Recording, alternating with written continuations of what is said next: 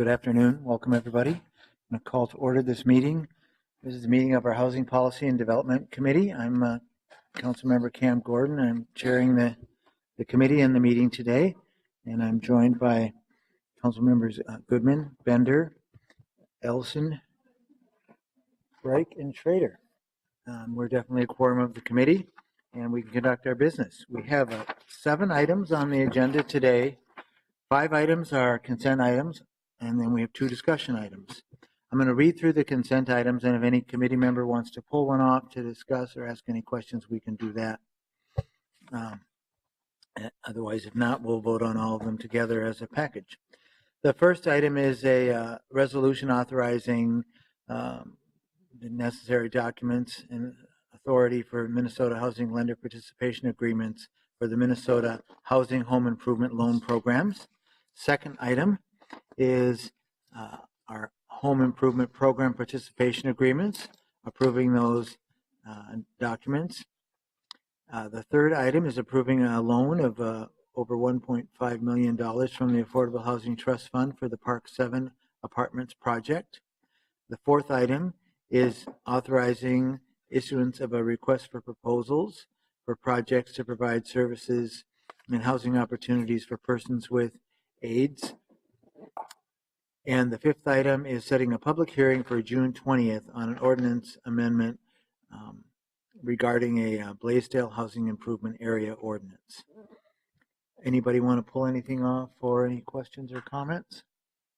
Seeing none, then I will move those 5 items forward for approval. All those in favor, please say aye.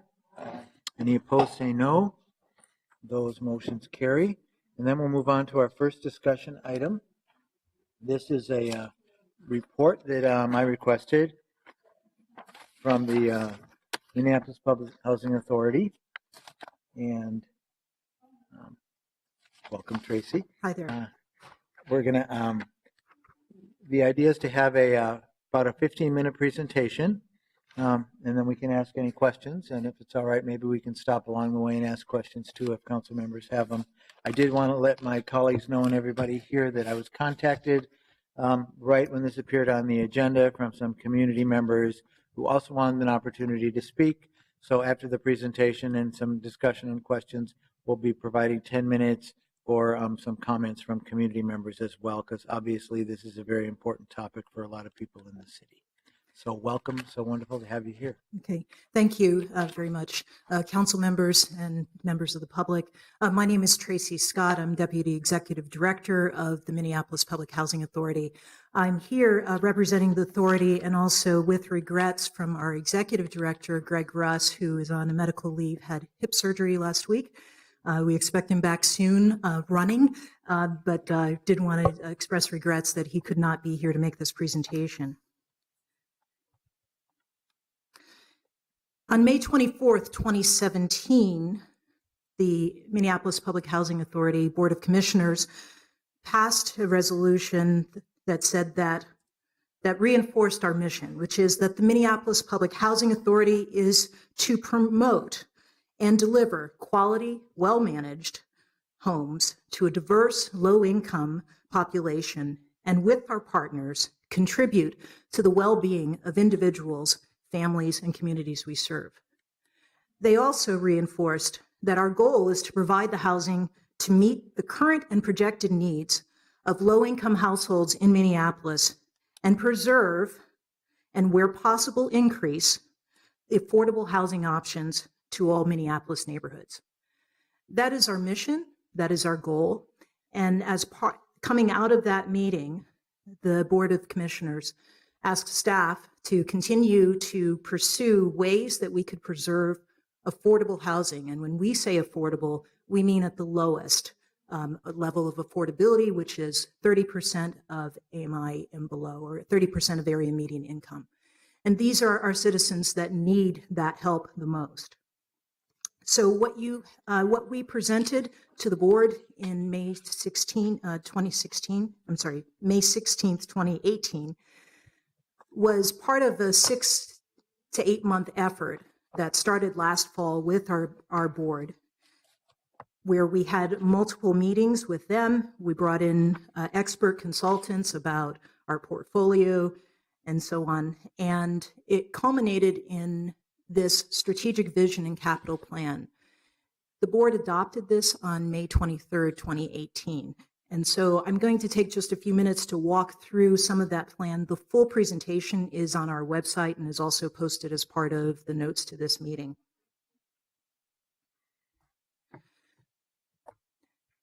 Briefly, at a glance, we talked about our mission, which is always to promote and deliver quality housing to our the low-income population in the city, and specifically to preserve that. We serve about 26,000 people in the city of Minneapolis. We do this in a couple of ways. We own buildings, which we have 42 high-rise buildings in the city, which have about 5,000 apartments. And then we have a voucher program which allows qualified families to receive assistance on their rent where they rent with private landlords.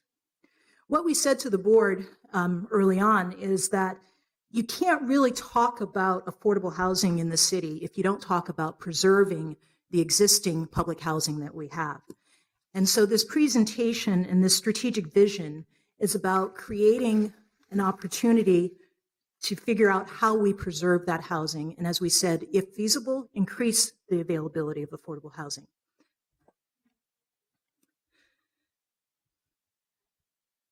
So I'd like to put it this way. The average age of our properties is 68 years old. Our oldest property is a scattered site that was built in the late 19th century. And our oldest of our multifamily properties was built in 1952, and that's Glendale Townhomes. This slide speaks to the math of what we have to do to preserve the housing here. We have what's called operating subsidy. We get this money from HUD for public housing. This helps us to operate. In the early versions of President Trump's budget, they were actually talking about making this 50% of the monies that we normally get. That did not happen, luckily, but in all cases, we're finding that even that operating subsidy is not sufficient just to run the properties, and we use creative ways to continue to run those public housing properties. On the second side, you have what's called capital funding, and this funding also comes from HUD, and this allows us to maintain the properties, the major systems, and make upgrades as needed, boilers and fire panels and all those kinds of things. We do an estimate every few years about how much money we need just to maintain those properties that we own. That's the 42 buildings. And our estimate as of last year was $127 million. We get on average $10 million a year. So every year we have to make those choices. So could I just ask, do you have any flexibility? So let's say somehow you were able to drive down your operating costs. Mm-hmm. I know one of the things that we've been trying to partner with is reducing costs of energy. So if we could do that, could you take any of those savings then and invest them in capital improvements, or are they restricted by the federal government and you couldn't do that? Well, the good part is that it is not strict. We do get those capital funds which have a certain purpose, but we have some flexibility because of our status as what's called a moving to work agency. So that gives us the flexibility to move those monies around. But the simple math of it is, you get this amount, we need this amount, it's not enough. And so thank you for asking that question, because this vision is about how do we preserve the public housing that we have by being creative, more creative with the way that we're using funds. And it even anticipates that we will look for more operational efficiencies as much as possible so that we can drive money to the bottom line to invest in the properties. So that's why we're here. The other thing that we have an obligation as a public housing authority is to ensure that our residents are represented in the way that we're thinking. So while we can promote and preserve the housing, it also has to be the housing that they want to live in, and the housing that is of a quality that they want and provides the amenities that they want. And so we went into this process, and we will continue to go into this process with seeking that resident input at every step of the way. And there are two ways we do this. One, this sort of overall, these big driving strategic plans and strategic visions, asking for input in a very conceptual way. And we have had our resident councils and other groups involved in this process up till now. And then when we get to each property and we start discussing what could happen at that property, we will have a resident group as part of that discussion to help figure out both how we design the property, the services that might be available, how that property ends up being redeveloped.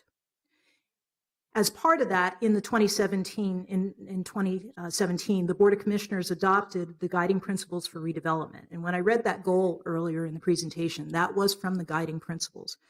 It says very key things, that the residents will have protections and so on. I'm sorry, next slide. It promises key things. No resident will lose housing. So this is about our current residents. This is about making sure that the housing is still available for them. The rent will not go up because it is still the Public Housing Authority. We still are committed to serving our residents. 3, that we will continue to manage the properties. And there's some detail in the longer presentation about various different arrangements that could happen and so on. But at the end of the day, we're talking about financial arrangements. It's sort of like refinancing your house or your car, but it's still your house. It's still your car. And then 4, that any resident that has to be relocated will have the first right of return to the property.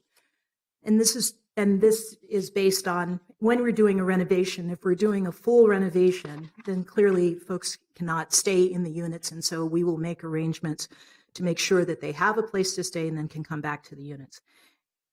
The 5th area is that we will fully inform the residents of any possible changes. And then we will seek, as we said before, their assistance on the choices and the options that we make. What this comes down to is that we want the resident input. We've committed to it. Our Board of Commissioners has committed to it. And these are also our mission and values. And we have to, by HUD, make sure that residents are involved and that we commit to their rights of return and so on. So those are not rules or regulations that we make up, but we have to follow those HUD rules. So here's the strategic vision, and I'll just build on it, but it's in 3 key areas. Housing preservation and creation. This is where we want to preserve our public housing that we have now, and where feasible, create new housing. Now, the where feasible, we have public housing land right now, or we have housing on land where there is more space. If we can find the right mix of financing for it, we would add units on those properties where there is extra land so that we can increase the number of units available. The other part is implementing a quality maintenance program, and I want to bring this up because this addresses specifically, Councilmember Gordon, the question about efficiencies. We are looking at this quality maintenance program as a systematic way to go through our entire portfolio and make sure that we're doing some of those minor repairs and repairs that residents want and need, because we know that this is a 15-year vision, and there's no way we're going to get to every property on day one, but we think that there are some things that we can continue to invest in, including some of the capital monies that you referenced earlier, Councilmember Gordon, to increase the livability in some of the units. And then last but not least, as I mentioned, where we have land, if we can build new housing, we will also continue to use our project-based vouchers to work with private developers to ensure that there are affordable housing units in all of these new developments and skyscrapers that are going up around the city. The second area is education, employment, and health. And this is where we want to strengthen our partnerships, to be smarter about how we use vouchers so that we're linking it to the outcomes So where we, for instance, we have a partnership with Northside Achievement Zone. And those families that are working with Northside Achievement Zone to advance their children's education and employment opportunities also have an opportunity for stable housing through our subsidy. And so that type of thinking is really important.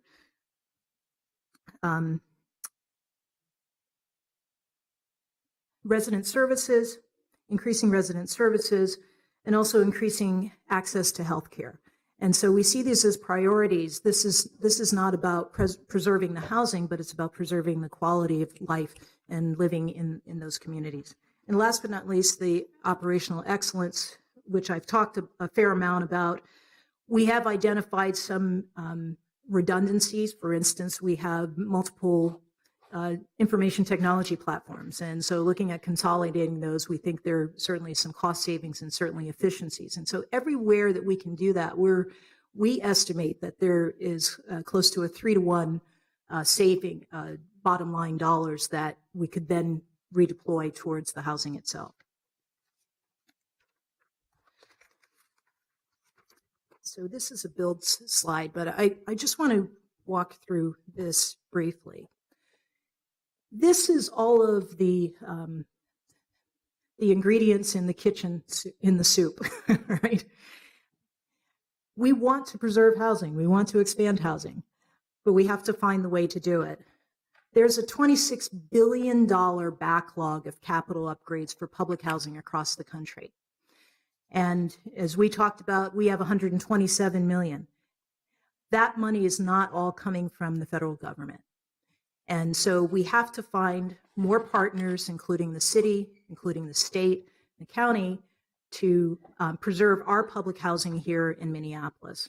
And so this is the menu of those options, including things like the levy, where we expect that the monies that we can save in our operational efficiencies and the monies that we have, that the levy could go towards a bond that triples and quadruples the money that's available for rebuilding the housing or renovating the housing. The other thing I mentioned, these two at the top are about subsidy conversion. And again, this is sort of inside baseball HUD speak. But as I talked about earlier, we have public housing where we own the housing, and then we have the voucher. Those are actually two sources of funds from HUD. If we convert the public housing fund to the voucher fund from HUD, then we actually have more money to work with to renovate the properties. That's the bottom line of all of this gobbledygook HUD speak up here. But I encourage folks to look at the longer presentation. We give some examples of this and so on. But we have to consider all those options because the public money alone is not going to be enough.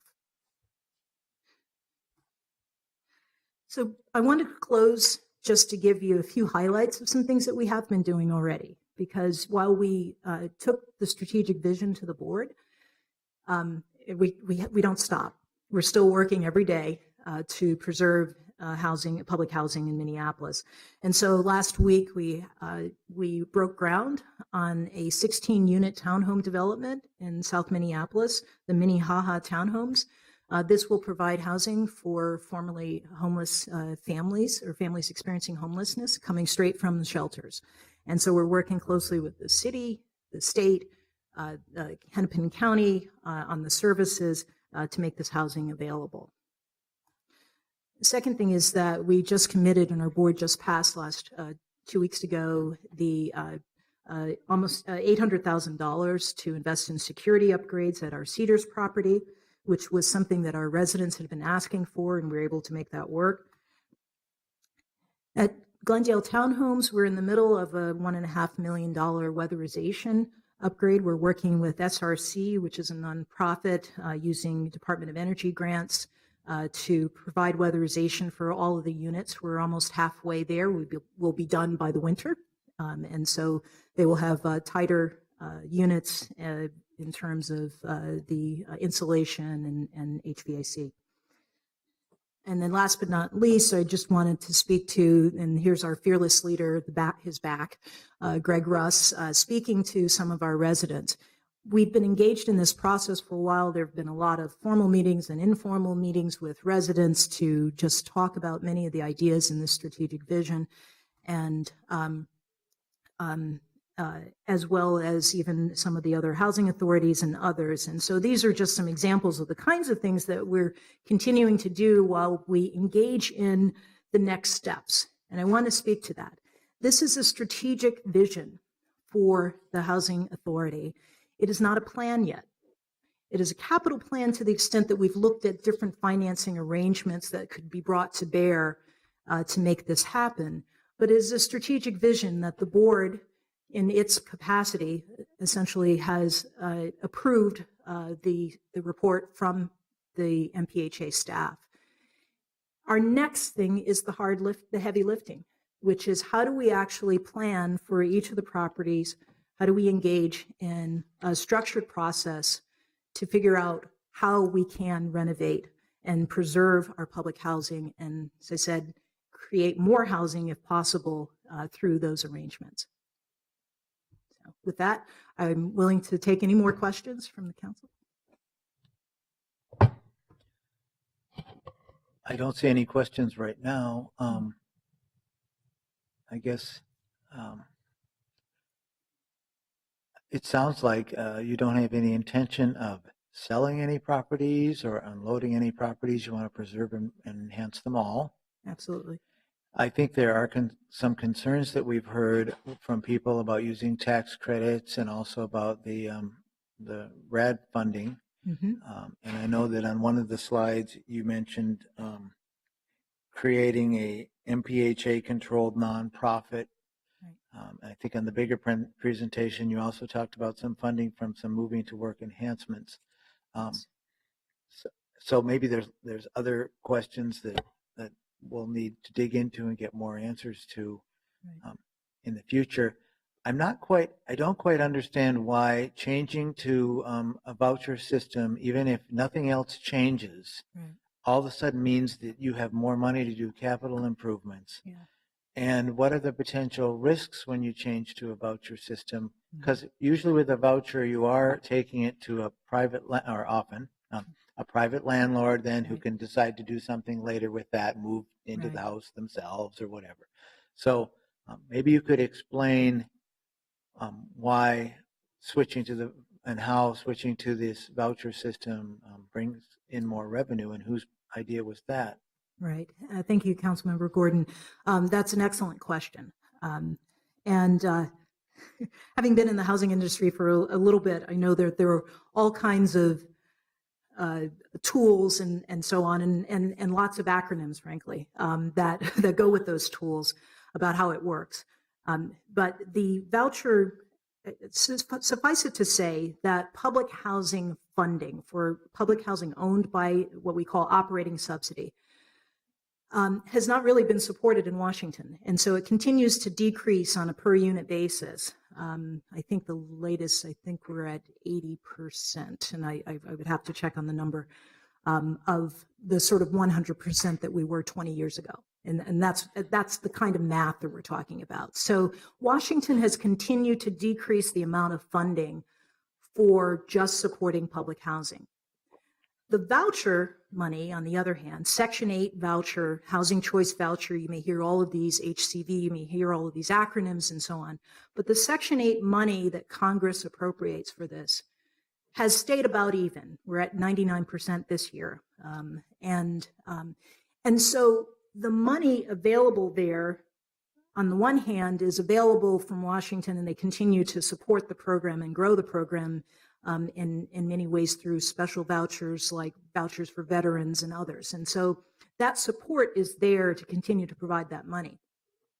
It also is sufficient to operate a unit. So there are different funding equations that go into those monies, and the public housing operating subsidy formula for funding is lower than the voucher money. There's also some other things, and you'll hear, it's in the presentation, tenant protection vouchers. That's a different type of voucher that HUD has. It's actually a set-aside fund specifically focused on where you're doing redevelopment, and others where it provides a certain level of funding. So HUD has all these different types of vouchers, different numbers associated with those. And what we're saying is that instead of hitching our hat on a system where we know that Congress is continually taking those monies down, that we hitch our hat on a system where they're keeping the money even or more, and that will allow us to do more in our local community.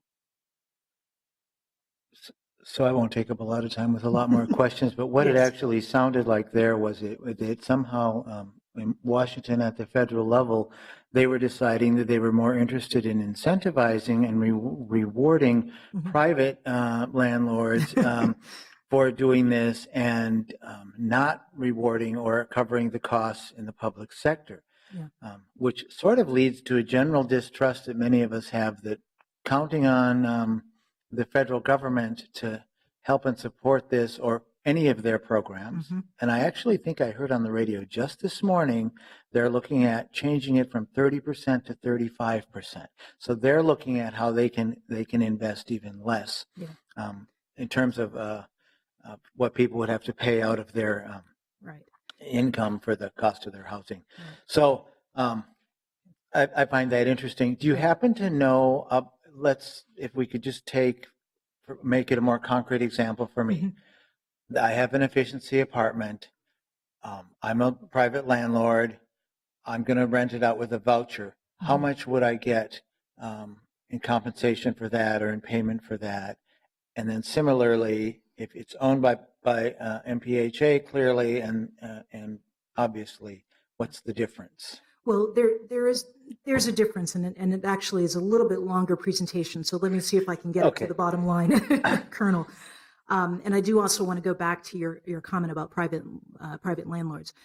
So the way the process works with public housing, we set a certain rent for our properties, and a family that occupies that property pays 30% of their adjusted income. So even if the rent were going up, they're only going to pay 30% of their adjusted income. But I want to know then, what do you get from the government for that unit? So what's your total for that? And then what's the total for the landlord? And what's the difference? Well, that's a separate. So I'm on the public housing side. On the voucher side, the landlord asks us for a certain rent. If it meets our parameters, which we have called payment standards or fair market rents, you may hear that terminology. If it's less than that, then we can negotiate with the landlord and say, okay, here's what the rent for the unit is. Now, for the family, they're still paying a portion of their income. It's not the rent. We're paying the rest of the rent. So the voucher program works, and actually public housing works, that a family is paying essentially, in most cases, 30% of their rent, and we're paying the rest of it. So what I want to look at it is from the housing provider's perspective, how much money they're getting. So you get an operating amount, presumably for an efficiency, to fill in the gap, based whatever's left over. And I'm hearing you say that the private landlord actually gets more. No, the private landlord gets the rent. So let me see if I can say it another way.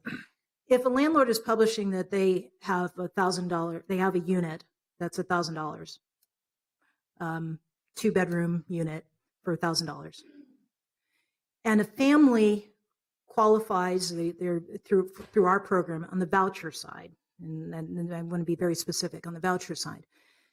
Then we qualify the family, and they pay a portion of their income, and if that portion is only $100. We're paying $900 to that landlord, so that the landlord gets the $1,000. But of course, it's not outrageous. So the landlord couldn't say that I'm charging $4,000 a month rent and we would just pay the difference. It has to be within our standards and within our limits. But the nature of the program is that we're subsidizing the family's portion of the rent. The landlord is charging whatever rent they would charge potentially in the market. It depends, but often that can be the case. So So we're not paying the landlord more, the family is not paying, they're No. paying a portion of their income. But you told me a second ago that if it's project-based voucher system, there's more revenue coming in from the federal government. And so I want to understand the difference that you'll get Right. if it's a project-based collecting the voucher to cover that $1,000, because it sounds like Right. you're operating whatever Right. subsidy is less than what you could get Yeah. if it's owned by MPHA. And if you don't have the Well, I'd like to get back to you. It is in it's in the longer presentation, a specific example. But let's clarify. On one side, it's where the money comes from, and the other side, it's how the money is spent. Okay. So the example we were talking about, if the landlord's charging $1,000, the family pays 30% of their income, and then we pay the rest so that the landlord gets their rent. Okay. There's also another thing called project basing the vouchers. So in that example, the family actually has the voucher. They can go to any landlord. The other thing that we do, and it's on the first slide here. And project-based is what you were talking about, project-based changing some vouchers. too. Yeah. So if you see on this slide, 710 project-based vouchers, this is where we have gone and we have signed a long-term contract with the landlord. It can be up to 15 or 20 years, where they say that they will make sure that a certain number of units are available to low-income families for that period of time. The beauty of that program is it's a long-term commitment, so they couldn't on lease renewal say, okay, we took low-income families this year and next year we won't take a voucher. I mean, of course, in the city they can't do that now, but to the extent that it's a long-term arrangement, it makes that affordable housing available long-term. We have 710 of those vouchers. This is where we're taking the HUD voucher money and we're subsidizing the rents for the families that live in those units, right? The beauty of the project-based voucher is that there's a little bit more flexibility, and then there's this other thing called tenant protection vouchers. So I want to step back. HUD has voucher funding. They have a lot of different kinds of vouchers. I can't even name all of them, but I will give you a few examples. You may have heard of the VASH voucher. That's for veterans. They have, you mentioned in the consent agenda, HOPWA. They have vouchers through that. They have vouchers for families working with the child welfare system, what's called the Family Unification voucher. They have all these different kinds of vouchers. And what we're saying is that if we move to some of these other voucher arrangements, we actually get more money from HUD to operate the program. And then when we get to a family renting, we have resources to work with. If it's not all needed there, we can then put it towards capital and investing in our properties. And we have the flexibility to do that. So the source of money from HUD is the voucher fund, what's called Section 8. That's a source. That's different from when the family is getting their. Exactly. And I just was looking for a concrete example to figure out what's the difference in income that would actually be coming in to support the housing. Right. Whether it's and I know one of the proposals is to potentially to change maybe the 5,000 apartment units to project-based vouchers, and then there'd probably be an increase in funds we could use for capital improvements. And I was just trying to get a ballpark of what it is so people could understand maybe the pressure, why you might want to do that. Right. And then we'd have to start walking backwards about, well, what are all the precautions we're going to take in so that we make sure we don't end up ultimately potentially losing public housing because of some arrangement that we stumbled into. And I think that's the fears everybody has. So I'd like to give you just a quick example. Okay, it is in the longer presentation, and then I also encourage folks to go to the full presentation on our website. And this is and I can't do the math right this moment, but the example that we gave is that currently we get about $3,900 per year for a public housing unit using the public housing money. If we moved to tenant protection vouchers, it would be about $9,000. So that's almost 3 times as much money that we would get from HUD for supporting that same unit. That's that helpful? That's a nice example. Okay, People can thank get you. their head around, I think, at 3,900 versus 9,000. That's right. Yeah. So it's significant, and that's why we're looking at that conversion. But the important point is that we will continue to operate it as public housing. So it doesn't look different to our residents. It just allows us to continue to operate and to make sure that we can do the improvements to the properties. Well, I appreciate that, and I appreciate my Thank you. colleagues and everybody else for letting me take us down a potential wormhole just because I'm trying to figure this out, but it certainly does get complicated. Okay. I don't see any other questions right now, and I know that there were some community members that wanted to speak for a little bit, Okay. so Thank you. why don't we take 10 minutes, and unless there's other questions, I think Councilmember Bender, sorry, didn't see that right away. I tried That's to sit okay. down. No, I know you talked about this earlier in the presentation about HUD's funding and Mhm.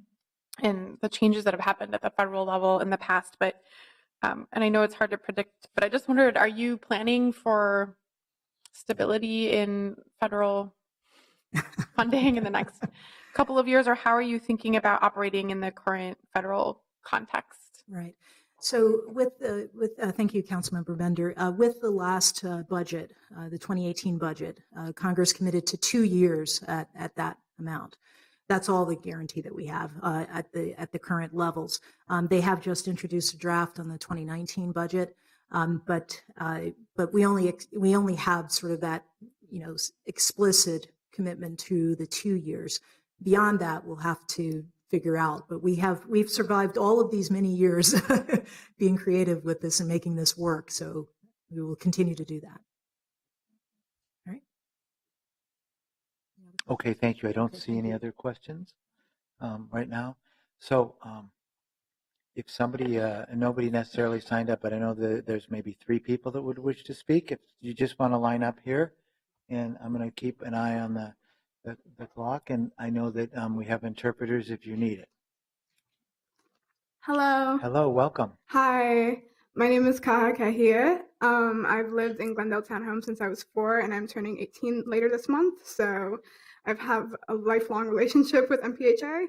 I know that they spoke in really pretty romantic terms about their commitment to involving residents in their plans, but I wanted to speak with explicit reference to this plan and how they didn't. These comments were already submitted to you earlier this week, but I just want to reiterate the points that were made on them. MPHA failed to provide access to the documents of this plan by mailing or delivering the documents to public housing residents. They failed to hold public meetings to explain their latest plan. They failed to provide a 30-day notice for public comments.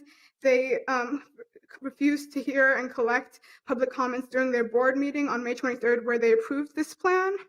And they approved this policy without major public input. And MPHA violated the public comments by failing to provide transparent and fair community engagement processes. So they didn't provide ample opportunity for residents to really engage with this plan, understand what this plan was, and interact with the agency about this plan, because I'm sure they knew if they did, residents would have been vehemently against it, especially because there's so much confusion and buzzwords about what really is happening with the vouchers and what the real permanent stability of public housing is in the city. And so I think it's really important that we recognize that in doing all of these violations, MPHA violated the city of Minneapolis' core principles of engagement, of community engagement, and MPHA violated its obligation to the limited English proficiency, which is a part of federal and state laws. So with their lack of access to these plans, MPHA violated city, state, and federal laws. And I think that's important. I think everybody should know that. Residents don't know what's going on with this. And so before City Council decides to move forward with any of these plans or approve any of these plans or do whatever y'all may with these plans, there needs to be proper access with all the public housing residents to these plans and proper engagement. Because I'm sure if MPHA had done that, they wouldn't have been able to approve these plans by their Board of Commissioners, because these plans are confusing, they're not straightforward, and they leave a lot of opportunity for private investors to take advantage of the voucher system. And so I really hope that y'all take this into consideration when moving forward with these plans and when moving forward with MPHA, because this presentation that they just presented to you spoke, like I said earlier, in really romantic terms about their commitment to public housing residents and their commitment to involving public housing residents in their plans, but they haven't done so, and that's not their track record. So we need to hold MPHA accountable for this. And there's also other people are going to talk about the money that they mentioned, the federal government, but I think it's also really quickly before I leave important to mention that the $1.1 million weatherization that they did in Glendale townhomes was stimulated by our campaign. That's true. It wouldn't have gotten done if we didn't force them to do it, because MPHA has been committed, if anything, to neglecting their public housing properties. And we held them accountable, and we created the connection with SRAC, right? SRC. And that was us. That was not MPHA. And we're going to give a little bit of credit to Councilmember Reich, too, for initiating the idea, and the CAF agency that came in there and helped, too. Exactly. So, yeah. Give credit to them, but MPHA had nothing to do with it. So for them to take credit for to take ownership for our labor and for our connections, I think is inauthentic, and I think is also indicative of how much they are committed to bending the truth. And so that's all I have to say, really, but y'all need to hold MPHA accountable. Okay. Thank you very much. And the clerk just asked that if speakers could please sign in over on, there's a little sign-in sheet there. After you speak, you don't have to do it before you speak, but just so we have that for the record. Okay, welcome. Good afternoon. Good afternoon. My name is Suleka Jama. Waxaan deganahay xaafadda Glendale. I live in Glendale. Run ahaantii reportka meeshan la wado iyo hawsha la wado. The report and the work that's happening mid annaga aan wax ka ognahay ma aha. It's not one that we are aware of. Public housing-ku marka ay wax qabanaya ama when public housing is doing something, city council-ka u soo wareejin waa in annaga marka hore nagala when hadlaan. they turn it to city council, they should And then aan raalli ka nahay annagii. and we should be okay with it at first. Run ahaantii waxaa muuqata in annagana la mujaxaabinayo oo la isku dayayo inaan maaragtay codkayaga aan kor loo qaadin. Honestly, it looks like we're not able to speak up. And ay isku dayayaan inay tartiib maaragtay dowladda ula shaqeeyaan annagina ay naga dulboodaan. Slowly to work with, like as if they want to slowly work with the city and jump over us. Run ahaantii dadka xaqa u leh in meeshan ku noolaad waa annaga. Honestly, we have the right to live here. In privacy laga dhigo meeshan la gadana xaq ma aha. It's not right for them to make it private. Ilaa 2004kii bay waxay nagu soo wadeen maalinba nooc inay noola dhaqmaan ay haddana maaragtay ay arrinta ka dhigaan hadba mar waa nidhi samaynaya mar waa la gadayaa haddana waxay kusoo dambaysay inay privacy ka dhigayaan. Since 2004, they were constantly changing. 2014, I'm sorry. And right now, the decision looks like it's going to be private. Run ahaantii dhowr jeer aan imaanay ama mudaharaad sameynay wax kasta sameynay dadka gacantiisa ay ku jirtana idinka weeye. We came several times. We even protested. It's in your hands now. Ilaa 2014kii waan daalnay saan u soconay. Since 2014, we're tired. And then wax ay noo tixgelinayaan oo maaragtay annaga inaan meesha tan ilmo yaraan ku haysanaa waxaan tareenadii noo dhow iskuuladii noogu dhow everything san ku haysanaa and then dadka maanta lagu abuurayo oo kale oo annaga aan haynays jirin baan aaminsanahay. There is no better people than us. We have kids here. We have schooling here. The train's right by. Run ahaantii waxaan idinka codsanay aad waxaan idinkaga codsanaynaa dhammaantiin inaadna caawisaan oo arrinta tan idinkay gacantiina ku jirtaan aad naga caawisaan oo nagala hadashaan MPHA. We are honestly asking you to speak with them because this decision, it's in your hands right now. Maanta haddii markuu tareenku maray ee meeshan qiimo yeelatay ayadoo ay raqiis tahay baan deganayn oo ku noolayn oo raalli ku ahayn. So now that the train passes there, it's more expensive. We used to live there before the train. Markii la arkay tareenka inuu maro maxaan ku dhahaa haddana jaamacad u dhowdahay ilmaheena jaamacad ay wada aadayaan hadda gabadhii iga horeysay kaaha maanta hal sano ka bacayta jaamacad bay u socotaa haddii la dhaho dadkii oo ku soo koro meeshaan ayagoo meesha raqiista ku noolaa baa laga raraya oo maxaan ku dhahaa voucher xuma la siinaya la dhaho oo meel ay ku degaan aysan haysan sidee ugu noolaan karaan sidee u dhici kartaa dad kale oo lacag leh in la soo dejiyo annagana nala ka raro. How is it possible that we're told to move out and bring in new people when we're the ones that grew up there? Our kids grew up here. Kaha grew up there. So it's just not fair. Waxaan idinka codsanaya hadalkay kusoo gunaanadaya inaad maaragtay nala shaqaysaan reportka maanta nilii soo gudbiyana aad ka hortagtaan dadka caawimaadda u baahan annaga weeye ma aha MPHA. We are the ones that need help, not MPHA. I'm requesting you guys to help us. ma aha inaan xaafadda aan ku noolnahay inaan maaragtay aan walwal ku noolaano goormaan ila ka rarayaa hagee guri u raadsanaysa inaan ku noolaano ma aha waddankan nabadgelyo ka helnay waana ku faraxsanahay nabadgelyada oo helnay sida la adligeed inuu maanta MPHA anaga walwal nagu abuuraan waddanka iyagan walwal iyo dagaal uga soo tagnay ma rabna inaan walwal ku noolaano. They've instilled fear in us. We don't want to live in fear. We've left our country for fear. hadda heerka waxa ay isku dayayaan oo cusub waxa way imaatay maanta haddii gurigu ama kaa halaabo ama shaqada aad ka tagtid inaan waxba laga bedelin aan guriga laga hagaajin si ay iskugu dayaan inaan birito ka tagtid oo ka fogaato gurigii saa uga carar lahaydna falankeeda qabatid. They now said that and waxay isku dayayaan hadda guryaha markay jabaan hadda aad orderka wactidoo kale inaysan guriga waxba ka qaban. They don't repair anymore. They try to do that. inaysan dhaqso u samayn aan ku noqono shaqada haddaan ka tagno kale inay maaragtay aysan haddiiba shaqadeeda aysan bedelin oo shaqada aan maaragtay aysan dhihin shaqadii waa ka tagteen haddiiba aan inkamkayga la bedelin aan la janjigarayn oo ammaan walba ku noqono marka dambana aan iskaga cararnay rabaan arrintaasna inaan ka hortagtaan baan rabnaa. We want you to go against the fact that they constantly, like, we always have to go back to them.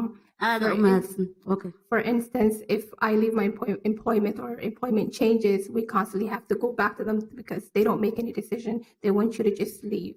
So we can make sure to have opportunities to talk more, at least I can as your council member. I did commit to committee members, we'd have 10 minutes for the community comment and we've taken almost 9 right now. I just want to warn you. Okay. And hadalkay waxaan ku soo koobaya marka hana la caawiyo maanta idinka caawimaad in ka rabnaa arrinta tan raali kamani waxaan raali ka ahayn hal qof oo raali naga ahayn ma samayn karaan kuma dhaqaaqi karaan MPHA baleen waan mahadsantihiin. We are requesting you to help us. If one person of us is not okay with this, they cannot move forward with it. Thank you. Okay, thank you very much. So maybe we could be very brief in the next few comments. I just wanted to say briefly that this plan that MPHA has puts people over profits, and this city was, if you look around Cedar, Glendale, would not be what it is today without the people that live there. And with this new plan, they may present it how they want, say, people will only be paying 100, and then it'll stay to MPHA, but it clearly states that they want to change this to a Section 8 voucher program. So look, I guess as they say, the devil is in the details, and MPHA is the devil to us as of now. Thank you. Okay, I'll be quick. Okay, so a couple of things. First of all, Carson wants to increase Section 8 voucher rents by 300%. He wants to continue to cut Section 8 funding. MPHA has 23 million surplus, which they're not using to even repair the homes the way they should, all over the buildings. They also receive for public housing only. They receive 42% this year for increase, so they're not missing any funding. They have a lot of money. Also, Section 8 has a long trend of displacing residents, and the reason why they want to move from public housing protection to Section 8 is so the investors can benefit from it. And even in their own documents, they say that we will have no control after investors take, even if the buildings to go to foreclosure. So we need to be careful about the details of this plan. We want to build more public housing. We want to have public housing to be public. Okay. Now, we also want to make sure that. We can hear you fine. You don't have to. You can hear me? Okay. Yeah. We want to also make sure that this is one of the privatization schemes that MPHA has to also later on when they do turn into Section 8, so the developers can privatize it. The Section 8 evictions all over the city is massive, even in the Twin Cities. So we know about that. We demand that MPHA stays with their commitment to serve people that are 30% income that make less than $20,000 a year. The income ranges from $0 to maximum $15,000 to $14,000 a year. The AMI that they want to use, that they failed to tell you here, is 80% AMI. That's people that make over $60,000 a year. And that's not fair. That means that they want to change their whole mission from being a public housing to catering to condos and people that make a lot of money in the city, and not for poor people in the city. So I'm going to end that with that, and I will let Howard and others talk because we don't have much time. So technically the 10 minutes is over, so if you can be as brief as possible. There's certainly going to be other opportunities for people to give more details, and I know you've already sent some information in. Okay. Hi. magacaygu waxa weeye xaawo faarax muuse My name is Hawa Farah Musa. waxaan deganahay 20 Elliot I live in 20th and Elliott. dadkaanayto been bay noo sheegayaan maalin walbana ololay nagu wadaan waanana abiyuusaan annagoon ogeynna waraaqay hoosta idinka soo geliyaan These people are lying to us and they constantly give us papers. sida gabadh And they abuse us as well. sida gabadhu idiin sheegto guryuhu hadday jajaban yihiin haddii musqul hallaysan tahay haddii meel kasta jaban tahay albaab nooma sameeyaan haddaan orderka wacno sababtooy tahay waxay rabaan inaan ka tagno oo ka guurno guriga meelaan aadnoo kalena ma naqaan As the previous one told you guys, they don't finish work orders on time. If there's a broken door or any of that, they don't finish it because they want us to move out. hadda waraaqay idiin soo gudbiyeen annagu waxba kama ogin mana ka warqabno The papers that they forward to you guys, we don't know nothing about those. dadkan si hoose u shaqaysanayaan waxay idiin sheegaanna sir iyo been weeye saas ku ogaada Whatever they're telling you is secret and they're lying, and we don't know nothing about those papers. weligoodna run nooma sheegaan maalin walba waxayna yidhaahdaan guryaha idinka rari mayno waad joogaysaan inay naga rarayaanna waan ognahay Every day they tell us that you guys are not moving out. We're not moving you guys out, but we know the truth is we're moving out. ha markay sameeyaan waxay rabaan inay markay naga raraan beenay noo sheegeen waxay leeyihiin guryaha waa samaynaynaa waana idinku soo celinaynaa saxiixa waxay nagu soo celinayaan ma leh ijaarkana qofkii micnaha haddaan nidhaahno nagu celiya oo meel kale ayna geeyaan waxaa xaqiiqaa inaysan nagu soo celinayn sababtoy tahay It looks like they constantly tell us to sign the papers because they're gonna finish the work orders and we'll come back here and we're gonna stay, but that's not the truth. sababtoy tahay guriga ijaarkiisay badinayaan waxay rabaan inay yidhaahdaan The 1,500 ma ku kiraysan kartaa 2,000 ma ku kiraysan kartaa annagana ma heli karno mana haysano mana shaqayno We don't have that. We don't work. marka adinka xaashiyaha laydiin keenay hoosta idinka soo geliyeen sir weeye wax kama ogin adinka waxa waaye idiin soo dacwoonay dadkaas been bay noo sheegayaan beentaas ogaada haddaba We don't know nothing about those papers that was given to you guys. Okay. Be aware of that. They're lying to you guys. Appreciate your comments. We're going to need to move on. okay Okay, thank you.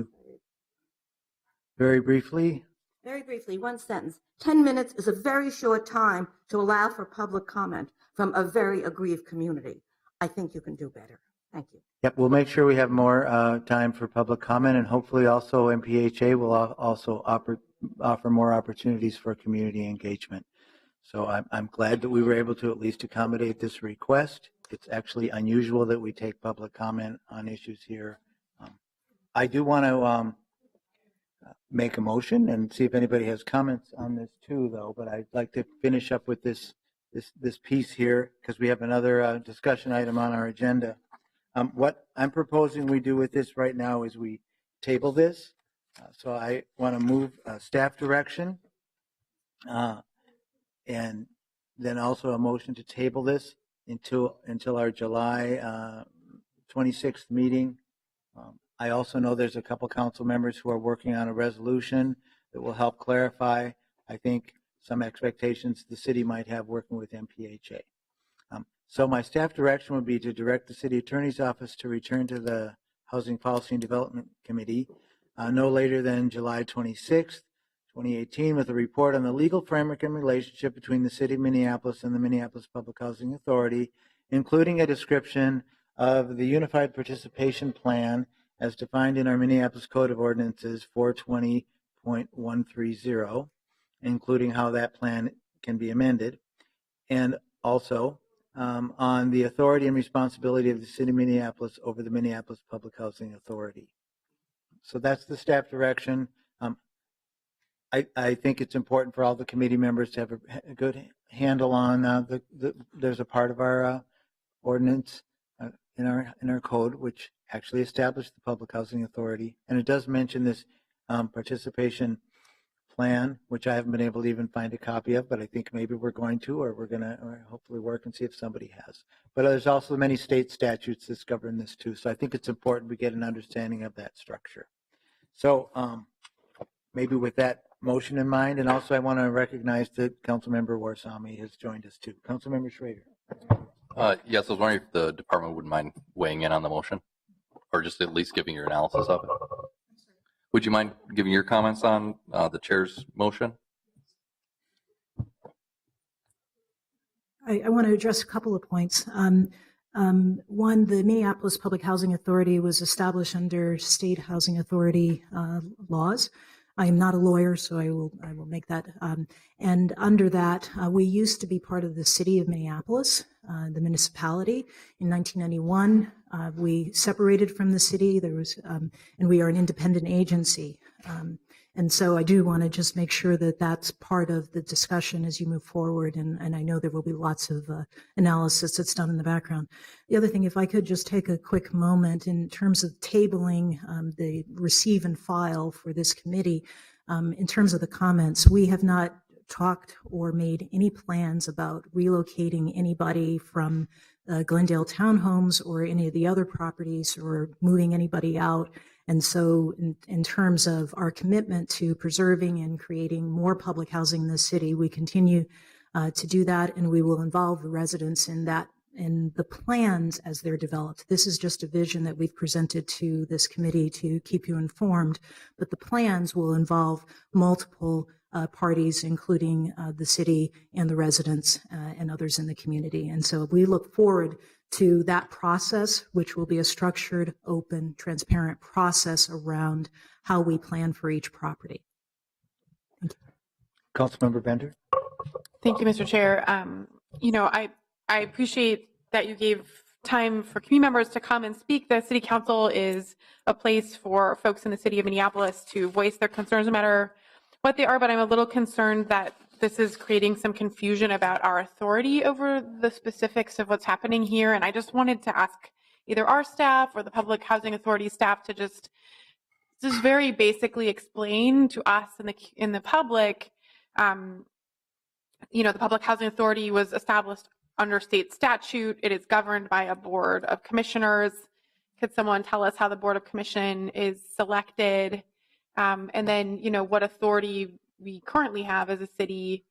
I mean, no, we contribute and we are partners financially, but I just want to make sure that it's clear that we are not a governing body that has any governing authority over the Minneapolis Public Housing Authority. Perhaps you want to change the ordinance or negotiate a different situation, but that's my understanding of the current situation. Well, but maybe I'm confused. That's partly why I thought I'd have the staff direction so we could have time to actually get a report back and get an outline of what the statute says. We actually, as a council, approve the executive director. We approve all the board members who sit on it.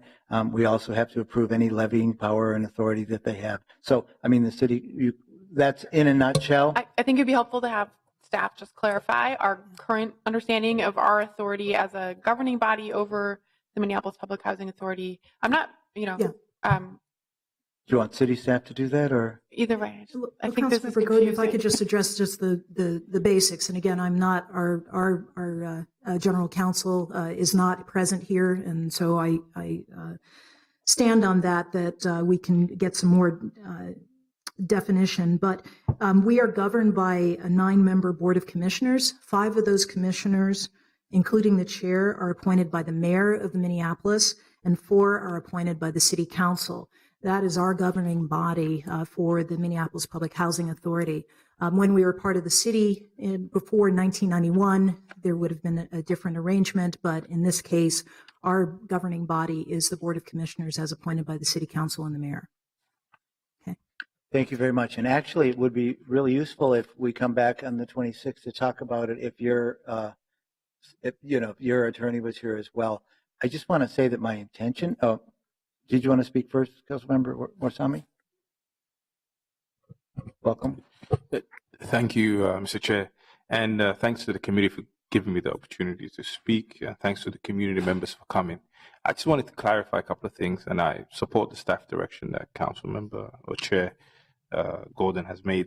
I just wanted to highlight and reiterate some of my own values with regards to the public housing. I have 17 of the 42 high-rises in my ward, and a huge population that live in public housing, including members of my own family that live in Minneapolis public housing. And I wanted just to reiterate that, I have me and the council and the council members and the mayor's office, we do support public housing. We want to keep our public housing public and preserve the stock of the public housing that we have. And whenever we can have an opportunity to have more public housing. So, and I wanted to reiterate that. That's my own values, And I think that's a lot of the values that my colleagues do have as well. And I haven't heard, nor have we had discussions with MPHA or with any other entity with regards to privatizing our public housing units. So, I mean, that's what I wanted to reiterate. But I do agree with the staff direction, and we also need to alleviate the fears that people have of gentrification, especially in those folks that live in the public housing units, and also to highlight that there is a disconnect between the people that live in the public housing units in terms of the relationship they have with the city.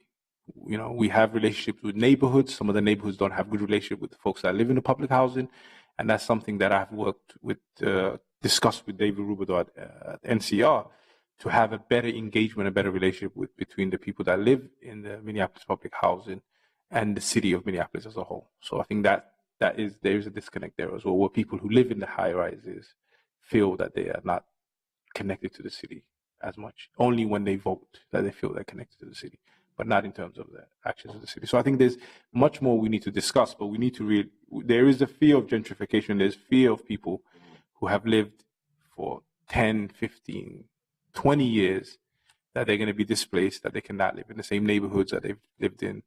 And I think that also needs to be, we have to, as a body, regardless of the relationship we have with Minneapolis public housing, we need to work on that as well. So thank you. Thank you. I really appreciate you being here and making those comments. And I just wanted to say that my intention of the action today is actually to improve the partnership and improve the cooperation. I think that I recognize that supporting and building and maintaining public housing is going to be so critical to the work of this committee in the next few years, that public housing has got to be a partner, or we're going to be lost trying to address this critical need in our city, which is a loss of housing for the people with the lowest incomes. And we, I think, have something in place that can really address those needs. I mean, this is essentially housing that's accessible to anybody from zero income up. So I think it's very important. I also recognize that given even past actions that didn't involve any employees from Public Housing Authority right now, or maybe not, at least not the ones present, there are some issues with relationship, confidence, and trust, not only with residents and the Public Housing Authority, but with residents and citizens and government in general and city government. So we have an opportunity, I think, as a council and as a committee to play a significant role, and we'll probably also need other eyes and other entities to help hold us all accountable to move forward in the right way for the right people. And so slowing this down a little bit, getting some more information, I think if we can all start from the same basis of here's state statute, here's our code of ordinances, here's the framework, we'll have a better understanding. The council, my understanding now, doesn't get to necessarily approve or not approve a plan, a capital improvement plan over here. We'd be very involved in the levy. But let's get some more details and understand what do we play a role in and what don't we play a role in. And even where can we team up to push back maybe when it's clear that federal national policy is not helping and not being effective for our city, because I think there's some opportunities to unite there as well. So I know it's unusual to kind of hold this over, but I also did get feedback from the mayor's office as well as Councilmember Warsami about a resolution I believe that he's working on with Councilmember Jenkins and that wants to have more time to work on that. And I think that resolution could also help set us up for some good progress in the future too. So with that speech and taking way more time on this topic maybe than some committee members wanted, I'm prepared to call for a vote, but I want to make sure that Councilmember Bender gets to speak again too.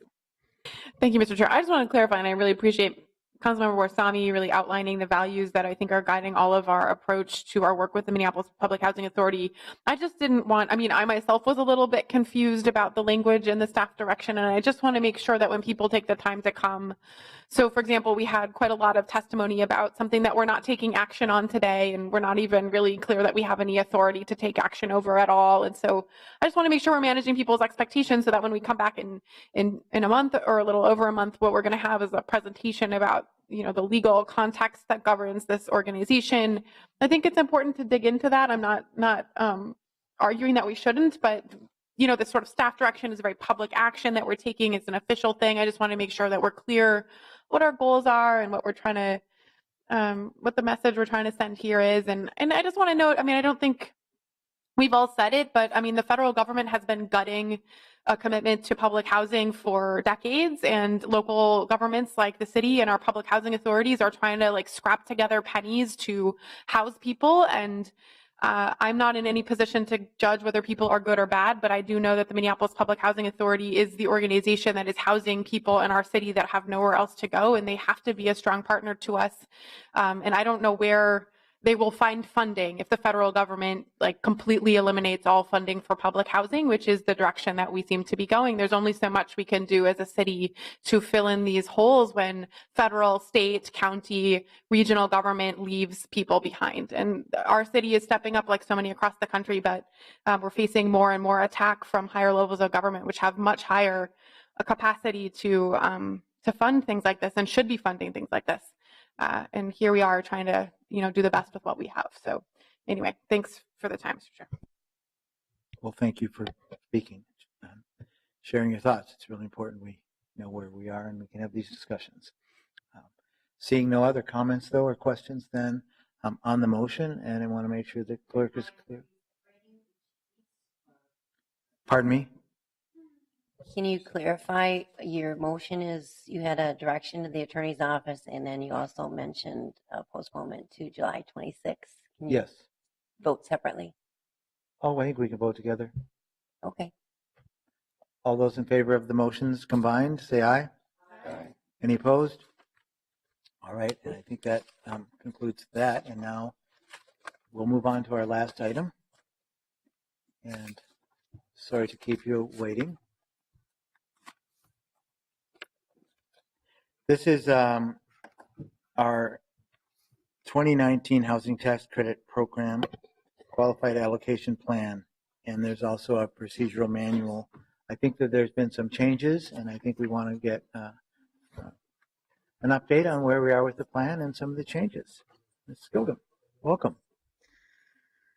Thank you, Mr. Chair, members of the committee. I am Angie Skildum. I'm the manager of the residential finance team at the City Housing Department, and I'm here today to make a brief presentation to you on the Low-Income Housing Tax Credit Program, and then offer for your consideration the year 2019 Tax Credit Qualified Allocation Plan and Procedural Manual.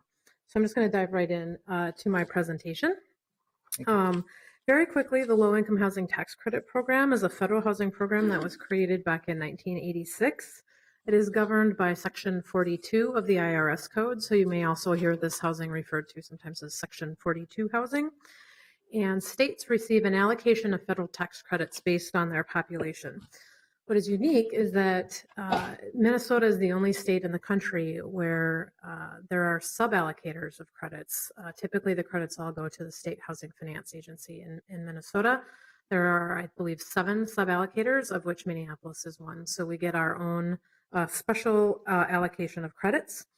Both new construction and preservation credit projects are eligible. And how it works is that investors, in exchange for their investment in these housing projects, receive a 1-for-1 credit against their federal tax liability, which they claim over 10 years. And the projects themselves are subject to recapture for 15 years if there are any compliance violations. There are 2 types of tax credits. One is the 9% credit.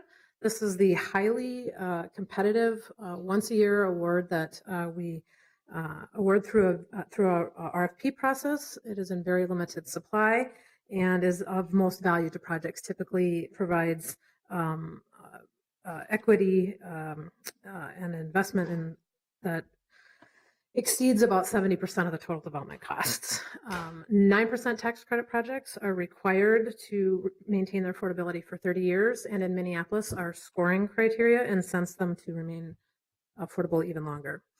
There are also 4% housing tax credits. These are credits that are awarded in conjunction with our housing revenue bonds. They are less valuable to the overall project. They typically cover about 30% or so of the total development costs. In Minneapolis, we require that these projects maintain 20 years of affordability, but again, our scoring system incents them to go even longer. All of these credits, both 9% and 4%, are awarded pursuant to our qualified allocation plan, which is what we are here to consider today. This plan establishes the amount of credits that are available, the threshold criteria that projects must meet in order to be considered. There are guidelines for how to apply, timelines, and then we establish our funding priorities and scoring criteria. This QAP is adopted annually, and it does receive in Minneapolis a 45-day neighborhood review.